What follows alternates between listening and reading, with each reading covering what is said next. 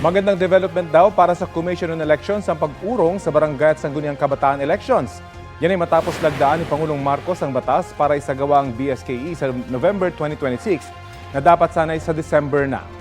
Para sa SK officials na maging overage bago ang susunod na eleksyon, tuloy lang daw sila sa paninilbihan hanggang walang kapalit. Sa bagong batas, ginawang 4 na taon na rin ang termino ng mga opisyal ng barangay at SK. Kahit postponed ang BSKE, tuloy pa rin ang paghahanda ng COMELEC. Itutuloy raw ang voters registration mula October hanggang July 2026. Sa pareham ng unang balita sa unang hirit, isinusulong pa rin ng COMELEC na gawin ng automated ang susunod na BSKE. May panahon pa mula ngayon hanggang sa susunod na eleksyon ng November. Sana po ay ma-consider ng ating pong Kongreso. Automated na po. Mas mabilis, mas wala pong violence ang integridad at ay katanggap-tanggap sa ating mga kababayan.